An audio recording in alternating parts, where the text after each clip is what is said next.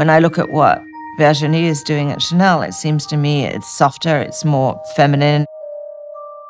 It doesn't move quite as fast as Karl's Chanel did, but maybe that's a good thing.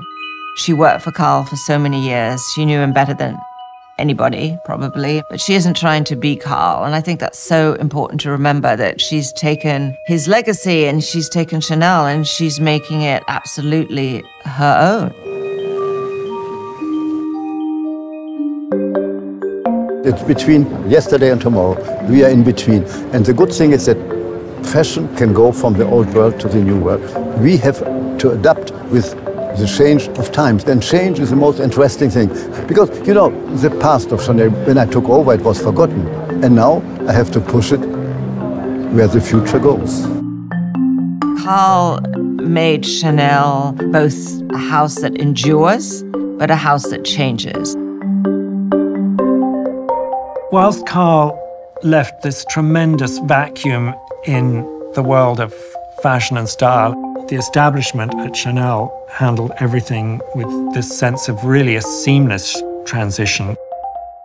Like Karl before her, obviously Virginie is immersed in the history of Chanel and the life that Gabrielle led and how much of her personal life influenced her design. Gabrielle Chanel opened her first shop on the Rue Cambon in 1910. She parlayed her very considerable taste into making these cardigans that are unfitted and they just have a tie at the waist and loose-fitting fluid skirt that's cut scandalously short above the ankle. And these are clothes that you can kind of work and function in. By the early 20s, she has built up a couture house that really has a very, very strong point of view. Its hemline, a rigid 2 inches below the knee, a gaily colored velvet print suit with matching handbag, has the style which for many women has become almost a classic uniform. Chanel was very unfiltered and didn't hold back her opinions. And I can imagine she would have had a lot to say about Karl. Everybody designs for an idea of a woman. Other women can identify with it, like it or not like it, buy it or not buy it. Chanel was good for Karl, but of course Karl was extraordinary for Chanel. He just had this unbelievable instinct for absorbing the zeitgeist. When I came here as a kid, I expected Chanel to be really serious and stuffy. And as soon as I came, it was like this fun family atmosphere. Karl and everyone made me feel very welcome. He embraced everything. He followed culture, he followed film, he followed literature. He loved society, he loved grand houses. But he also always was watching what was happening on the street. And he always would say to me, let's go for a walk. And we would walk on the street and just see what people were wearing. You know, he was Superman. He was just an extraordinary, extraordinary megaphone for fashion.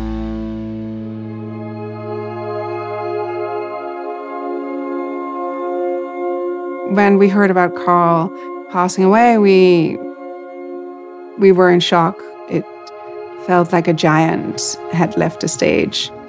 He was so witty and sharp and funny and open. I mean, he was the first to bring the street to the catwalk and really, really influenced every part of fashion. He's irreplaceable. I mean, there just is no one else like him. And I think for people that maybe don't know Karl or didn't know Karl as well as I did, because I was so lucky to know him over so many years, that there was a very vulnerable side to Karl, and I just felt so privileged to be inside that circle. We genuinely had a friendship. I certainly miss our conversations. I miss his honesty. I miss his exuberance. I miss his wicked sense of humor, his love of gossip. I miss everything about him, really. It was not a relationship that I'll ever be able to replace. With him passing, it's a beautiful legacy that he leaves, which lives side by side with Gabrielle Chanel's legacy. I always remember sitting in on an interview that one of our first ladies was giving, and they were asking which first ladies that came before you most influenced you. And she said back, slightly annoyed, I think I'll just be myself. And I think that's Virginie's approach too. For Virginie, taking on the legacy of Karl and of Gabrielle Chanel was in a way easy. Everything is easy here. And hard at the same time. I'm always worried about maybe, is it going to be okay or good? More and more we can see it, that she's infusing her own style and ideas into the collections. She always has that little extra something that makes it more rock and roll and stylish. She always has an edge to her clothes. It's really beautiful without trying hard at all. It just like happens to be incredibly elegant. Like Chanel, she thinks about clothes that she would want and that would enable her to look great while living her life. She's cool and not precious about it. I think that's what I like about Virginie. I do my best, but if it doesn't work, c'est moche, I don't know. Virginie is a very private person. You have a life in the country as well. Yes. And that's a simple life. Also. And she has a kind of cool exterior because she has a mystique, which I respect. You're kind of like a sphinx of fashion. Ah bon? Yes, I think so. I like simple things, you know. I like to look at things that I know, but after 1 year, you see them in a different way. She wants to communicate through her work. I find it so modern, I find it so now, to put into the light just the process of creation and the teamwork. She's not in it for the fame, for the attention. She just wants people to feel good in what she makes.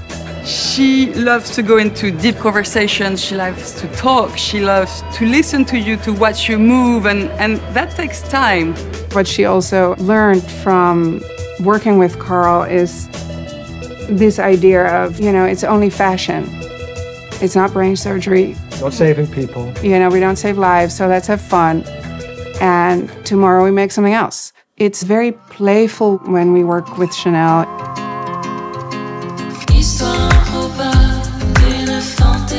There's almost a telepathic connection with Virginie. Like we kind of sense what the feeling would be for a collection. She's much less fashion reference. We would go like, oh, remember this movie from the 70s? And, when she crosses the street, she's wearing this coat with that bag and whatever. And for her, it's much more, no, remember that feeling when you would go to a club and you're wearing this amazing new coat and it's super hot in the club, but you don't want to take your coat off. You just keep it on and dance the whole evening. When we're working on the fittings together, the girl that designs the fabrics has as much input as Virginie, as the girl that does the jewelry or the bags. They know when it's a starting point and they understand what I want. Or it's a real team of all these amazing women that are just doing it together. I was thrilled when Virginie asked me to come be a part of it. For me, the couture is such an incredible tradition that I'm happy that still exists, and nothing else is like that. And it was fun to see Virginie's references. There were images of Gabrielle Chanel at balls and costumes. We were in the studio a few days before the show, and the dress is a fraction of it's made, and you just think, how are they going to put this all together by Tuesday? It's pretty incredible. I'm very excited to have a tour. Okay, we'll let you work. Okay. Well done. À ce soir.